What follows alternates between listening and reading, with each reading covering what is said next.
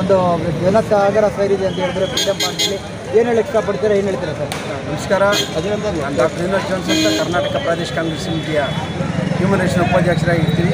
ಹೀಗಾಗಿ ಇವತ್ತು vote rigging ಅಂದರೆ ವೋಟ್ ಚೋರಿ ಇದ್ರ ಬಗ್ಗೆ ರಾಹುಲ್ ಗಾಂಧಿ ಅವರು ಒಂದು ಸಂಕಲ್ಪ ಮಾಡಿ ಕರ್ನಾಟಕಕ್ಕೆ ಬಂದಿರ್ತಾರೆ. ನೀವೆಲ್ಲ ನೋಡ್ಬೋದು, ಜನಸ್ತೋಮ ಸಾಗರೋಪಸಾಗರ, ಜನ 10 ಕಿಲೋಮೀಟ್ರ್ ಹೆಂಗೆ ನಡೆಯೋಕ್ಕೆ ಜಾಗ ಎಲ್ಲ, ಟ್ರಾಫಿಕ್ ಅಷ್ಟು. ಒಬ್ಬರು ಟಿ ವಿಲಿ ಕೇಳ್ತಾರೆ, ಅಷ್ಟು ಜನ ಬಂದುಬಿಟ್ರೆ ಕಾಂಗ್ರೆಸ್ ಪಕ್ಷ ಇದೆ ಅಂತ. ಆಲ್ರೆಡಿ ಕಾಂಗ್ರೆಸ್ ಇದೆ ರೀ, ಆಲ್ರೆಡಿ ಕಾಂಗ್ರೆಸ್ ಇದೆ. MP ಗೆ ಮತಕ್ಷೇತ್ರಗಳಲ್ಲಿ ಕೂಡ ಕಾಂಗ್ರೆಸ್ ಪಕ್ಷ ಗೆದ್ದಿರಬೇಕು. ಅವರು ಏನು ಮಾಡ್ತಾರೆ, ಅಸೆಂಬ್ಲಿನೇ ಬಿಟ್ಟುಬಿಡ್ತಾರೆ. MP ಕ್ಷೇತ್ರನ ಅವರು ಬಲಗೊಳಿಸಬೇಕು, ಅವ್ರು ಪ್ರೈಮ್ ಮಿನಿಸ್ಟರ್ ಆಗಬೇಕು ಅನ್ನೋ ಉದ್ದೇಶದಿಂದ ಅವರು ಒಂದೊಂದು ಮತಕ್ಷೇತ್ರಗಳಲ್ಲಿ 12ರಿಂದ 40ರಿಂದ 1 ಲಕ್ಷ ಓಟ್ಗಳನ್ನ ಅವ್ರು ಕಿತ್ತಿರ್ತಾರೆ. ಕಿತ್ತು ಇವತ್ತು ಅವರು ಅನೈತಿಕವಾಗಿ ಈ ಮತಗಳನ್ನ ಸೇರಿ 6 ಓಟ್ ಹಾಕಿದ್ರೆ 1 ಓಟ್ ಕಾಂಗ್ರೆಸ್ ಬರ್ತದೆ, ಇನ್ನು 5 ಓಟ್ BJPಗೆ ಹೋಗೋ ಥರ ಮಾಡಿಕೊಂಡು ಇವತ್ತು BJP ಅವರು ಏನು ಹೇಳೋದು, ಒಂದು ಚೀಟಿಂಗಿಂದ ಇವತ್ತು ಅವರು ಪ್ರೈಮ್ ಮಿನಿಸ್ಟರ್ ಪದವಿನ ಹಿಡ್ಕೊಂಡಿದ್ದಾರೆ. ಹೀಗಾಗಿ ಇದನ್ನು ನಾವು ಖಂಡಿಸ್ತೀವಿ, ನಮ್ಮ ಕಾಂಗ್ರೆಸ್ ಪಕ್ಷದಿಂದ ಖಂಡಿಸ್ತೀವಿ. ಹೀಗಾಗಿ ಒಂದು ಸಣ್ಣ ಎಕ್ಸಾಂಪಲ್ ಕೊಡ್ತೀನಿ ನೋಡಿ. ನಮ್ಮ ಸಮೀಕ್ಷೆಯಲ್ಲಿ ಏನಾಗಿದೆ ಅಂದರೆ, ಫಾರ್ ಎಕ್ಸಾಂಪಲು ನಮ್ಮ ಬೆಂಗಳೂರಲ್ಲಿ ನಡೆದಿರುವಂತಹ ಒಂದು ಸಮೀಕ್ಷೆ, electoral mal practices in Madepura constituency, duplicate voters, fake valid invalid voters, bulk voters, invalid photos, form number 6 misuse.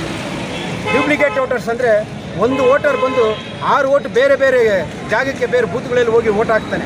ಎರಡನೇದು ಅಂದರೆ ಫೇಕ್ ಆ್ಯಂಡ್ ಇನ್ವ್ಯಾಲಿಡ್ ವೋಟರ್ಸು, ಯಾರ್ದೋ ಫೋಟೋನೂ ಇರೋದಿಲ್ಲ, ಯಾರೂ ಇಲ್ಲ, ಯಾರ್ದೋ ಹೆಸರಲ್ಲಿ ಬಂದು ಯಾರೋ ಬಂದು ಓಟ್ ಹಾಕೋದು, ಈ ಥರ ಮಾಡೋದು.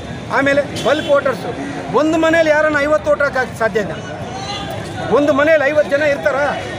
ಒಂದು ಮನೇಲಿ 50 ಜನ ಇರ್ತಾನ? 50 ವೋಟರ್ಸ್ ಹಾಕಿರ್ತಾರಂತೆ, 50 ಜನ ಸೇರಿರ್ತಾರೆ. 50 ಒಂದು ಮನೇಲಿ 50 ಓಟ್ ಹಾಕ್ತಾರಂತೆ. ಇನ್ವ್ಯಾಲಿಡ್ ಫೋಟೋಸು, ಫೋಟೋಗೂ ಇದಕ್ಕೂ ಸಂಬಂಧನೇ ಇಲ್ಲ, ಫೋಟೋಗೂ ಇದಕ್ಕೂ ಸಂಬಂಧ ಇಲ್ಲ, ಅವ್ನು ಬಂದು ಓಟ್ ಹಾಕ್ತಾನೆ. Form number 6 misuse, form number 8, form number 6 ಅಂತ ಇರ್ತಾರೆ. ಫಾರ್ಮ್ ನಂಬರ್ 6ಅಲ್ಲಿ ಅವ್ರು ಬಂದು ಈ ಥರ ಓಟ್ನ ಚೀಟಿಂಗ್ ಮಾಡಿ ಇವನು ಕೂಡ ಇದ್ದಾನೆ ಅಂತ ಸೇರಿಸಿ, ಹೆಸರು ಸೇರಿಸಿ, ರಾಂಗ್ ಅಡ್ರೆಸ್ ಸೇರಿಸಿ, ಅವನ್ನ ವೋಟರ್ ಲಿಸ್ಟಲ್ಲಿ ಸೇರಿಸಿ ಅವನ್ನ ಓಟ್ ಹಾಕ್ಸೋದು.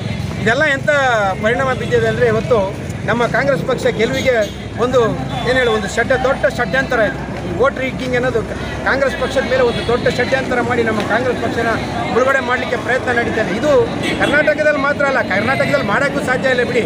ಯಾಕಂದರೆ ಆಲ್ರೆಡಿ 9-0 ಇದ್ದಿದ್ದನ್ನು 9 ಮಾಡೋರು DK ಶಿವಕುಮಾರ್ ಮತ್ತು ಸಿದ್ದರಾಮಯ್ಯ ಅವರು ಸೇರ್ಕೊಂಡು. ಹೀಗಾಗಿ ಅದನ್ನು ಆ್ಯಕ್ಚುಲಿ 16ರಿಂದ 17 ಸೀಟ್ ಬರಬೇಕು ಅಂತ ನಮ್ಮ ಉದ್ದೇಶ ಇತ್ತು. ಯಾಕೆಂದರೆ 136 ನಾವು ತೆಗ್ದಿದ್ವಿ ಅಂದರೆ ಇದಕ್ಕೆ ಲೆಕ್ಕ ಹಾಕಿದ್ರೆ ಕಮ್ಮಿ ಅಂದರೆ 19ರಿಂದ 20 ಆಗ್ತದೆ. ನಮ್ಮ ಕಾಂಗ್ರೆಸ್ ಸರ್ಕಾರ ಪ್ರಕಾರ, ಕಾಂಗ್ರೆಸ್ ಲೀಡರ್ಸ್ ಪ್ರಕಾರ 16 ಸಿಗಬೇಕು ಅನ್ನೋ ಒಂದು ಉದ್ದೇಶ ಇತ್ತು. 16 ಸಿಕ್ಕಿಲ್ಲ, ಫಸ್ಟ್ ಇಲ್ಲಿ 9 ಆದರೂ ಸಿಕ್ಕಿದೆ. ಇದರಲ್ಲೇ ಗೊತ್ತಾಗಬೇಕು BJP ಅವರಿಗೆ ಎಲ್ಲ ಕಡೆ ಹಿನ್ನಡೆ ಆಗ್ತದೆ ಅಂತ. ಇವತ್ತಲ್ಲ ನಾಳೆ, ನಾಳೆಲ್ಲ ನಾಳೆದು. ಯಾವತ್ತು ರಾಹುಲ್ ಗಾಂಧಿ ಬಹುಜನರಿಂದ ಆಯ್ಕೆ ಆಗ್ತಾರೆ, ಅಹಿಂದದಿಂದ ಆಯ್ಕೆ ಆಗ್ತಾರೆ, ಪ್ರೈಮ್ ಮಿನಿಸ್ಟರ್ ಆಗಿ ಆಗ್ತಾರೆ.